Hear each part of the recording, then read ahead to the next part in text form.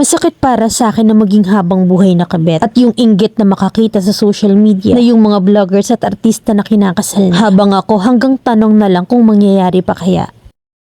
May ka-live-in ako for almost 4 years. Kasal siya at mayroong 2 anak sa ex-wife niya. While me, he's my first boyfriend since I was 18. At siya rin yung first ko sa lahat. I am 21 at siya naman ay 34. 12 years yung agwat namin. Then this year, magkaka-baby na sana kami. Kaso nakunan ako nitong July 30 lang. And 5 months na yung baby ko nun. Right now, sa tingin ko, meron akong postpartum depression. Hindi ko alam kung bakit parang bumabalik lahat ng nakaraan. O siguro naiinggit lang ako sa mga partners na ilang taon na at ngayon ay kinakasal na. May part sa akin na gusto ko ring maranasang ikasal. At ngayon parang may second thought ako na hindi ko alam kung dapat ko pa bang ituloy yung relasyon namin or hindi na. Gusto ko pang hintayin yung pagbabalik ng anak namin at ayoko namang iwan yung partner ko dahil lang hindi niya ako mapakasalan. Nabukod din sa mahal ko siya, parang wala na akong ibang dahilan para iwan siya kasi kung tutuusin, lahat ng pagmamahal at sakripisyo na ibinigay niya sa akin ay sobra-sobra pa. Pero masakit para sa akin na isipin na maging habang buhay na kabet. At yung inggit na makakita sa social media na yung mga vloggers at artista na kinakasal na. Habang ako hanggang tanong na lang kung mangyayari pa kaya. Parehas na rin namang settle na dahil yung ex-wife niya ay may sarili ng pamilya at anak rin. Pero hindi mawawala sa akin yung sana maikasal din ako sa taong mahal ko balang araw. May plano din naman siyang makapag-abroad at makapagpa-annul. Pero hindi ko alam kung dapat ko pa bang hintayin yung araw na yon o tapusin na lang yung relasyon namin habang wala pa kaming anak. Sana mabigyan niyo ako ng real talk advice, Mami Len. Yung literal na magigising ako sa katotohanan. Letter sender, Charissa.